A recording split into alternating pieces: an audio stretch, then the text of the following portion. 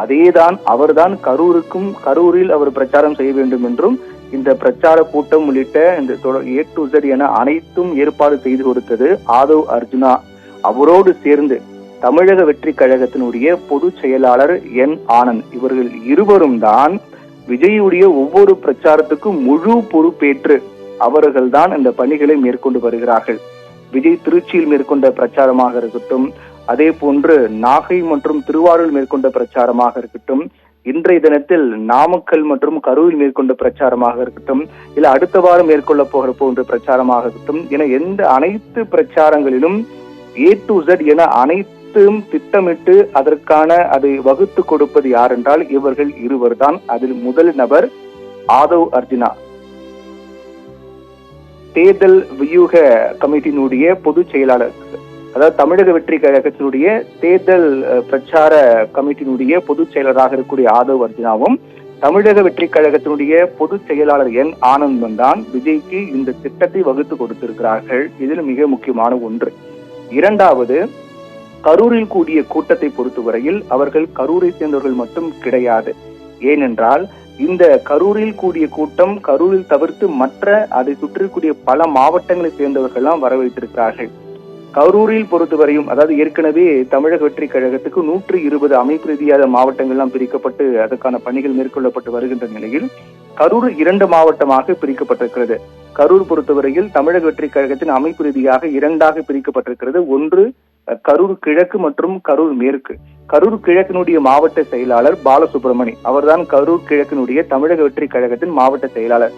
அதே போன்று கரூர் மேற்கினுடைய தமிழக வெற்றி கழகத்தின் மாவட்ட செயலாளர் VP மதியழகன், அவர்தான் தமிழக வெற்றி கழக கரூருடைய மேற்கு கரூருடைய மாவட்ட செயலாளர்.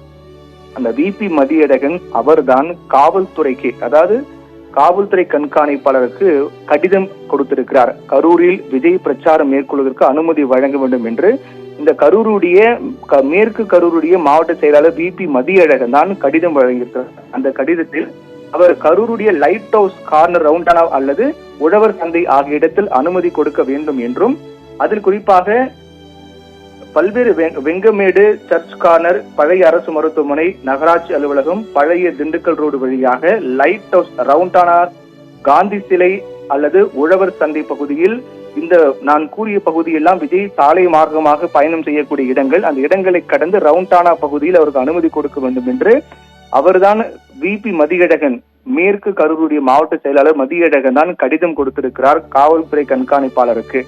அந்த கடிதத்தில் இது தெளிவாக குறிப்பிடப்பட்டிருக்கிறது. ஆனால் காவல்துறை கொடுத்த இடம் என்பது உழவர் சந்தை, ரவுண்டானா பகுதி என்பது கூட்ட நெரிசல் அதிகமாக இருக்கக்கூடிய காரணத்தால் காவல்துறை அந்த இடத்தில் அனுமதி கொடுக்காமல் மாற்று இடமாக வேலுச்சாமிபுரம் என்ற பகுதியில் அனுமதி கொடுக்கிறார்கள். அங்கு கூட்டம் நடந்திருக்கிறது. இது ஒன்று. ஏற்கனவே கூறியது போல கரூரில் கூடிய கூட்டம் கரூரை சேர்ந்தவர்கள் மட்டும் தானா என்றால் கரூரை சேர்ந்தவர்கள் மட்டும் கிடையாது. மாறாக அங்கு கூடிய கூட்டம் சேலம், தருமபுரி, கள்ளக்குறிச்சி, ஈரோடு, திருச்சி உள்ளிட்ட பல்வேறு மாவட்டங்கள் இருந்தும் அந்த மாவட்டத்திற்கு என இருக்கக்கூடிய தாவைக்க நிர்வாகிகள் பொறுப்பேற்று கூட்டங்களை அழைத்து வந்திருக்கிறார்கள்.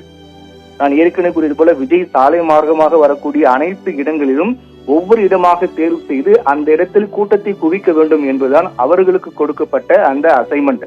அந்த அடிப்படையில் பார்க்கும்போது நான் கூறிய அந்த பல்வேறு இடங்களில் விஜய் சாலை மார்க்கமாக வருவார். அப்படி வரும்போது சேலம், தருமபுரி, கள்ளக்குறிச்சி, ஈரோடு, திருச்சி உள்ளிட்ட மாவட்டங்களை சேர்ந்த அந்த மாவட்ட நிர்வாகிகள் அனைவரும் அந்தந்த அவர்களுடைய கட்டுப்பாட்டுக்கு உட்பட்ட பகுதியில் இருக்கக்கூடிய தொண்டர்களை அழைத்து வர வேண்டும். அழைத்து வந்து விஜய் சாலை மார்க்கமாக வரக்கூடிய அனைத்து இடங்களும் நிறுத்தி வைக்க வேண்டும் என்பதுதான் அவர்களுக்கு கொடுக்கப்பட்ட அசைன்மெண்டாக இருக்கிறது. அந்த வகையில் சேலம் எடுத்துக்கொண்டால் சேலம் கிழக்கு, மத்திய சேலம், மேற்கு, தெற்கு, வடமேற்கு என 5ஆக பிரிக்கப்பட்டு 5 மாவட்ட செயலாளர்கள் அந்த பணி ஒதுக்கப்பட்டிருக்கிறது. அதே போன்று கள்ளக்குறிச்சிக்கு 2 மாவட்ட செயலாளர்கள், கள்ளக்குறிச்சி 2ஆக பிரிக்கப்பட்டு கிழக்கு, மேற்கு என பிரிக்கப்பட்டிருக்கிறது. அங்கு 2 மாவட்ட செயலாளர்கள் அவர்களுக்கு அந்த பணி ஒதுக்கப்பட்டிருக்கிறது.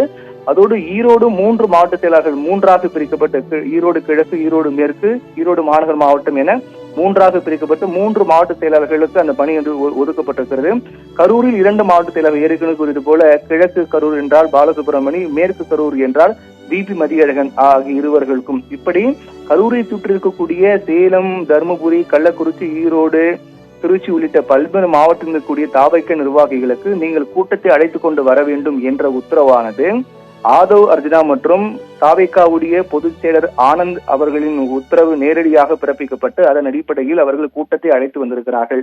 அப்படி இருக்கும்போது இந்த முழு பொறுப்பு, அதாவது கரூரில் கூடிய கூட்டம் என்பது கரூரை சேர்ந்தவர்கள் மட்டும் கிடையாது. சுற்று வட்டாரத்தை சேர்ந்த சேலம், தருமபுரி, கள்ளக்குறிச்சி, ஈரோடு, திருச்சி ஆகிய மாவட்டங்களை சேர்ந்தவர்களும் அங்கு வந்திருக்கிறார்கள். இது ஒன்று.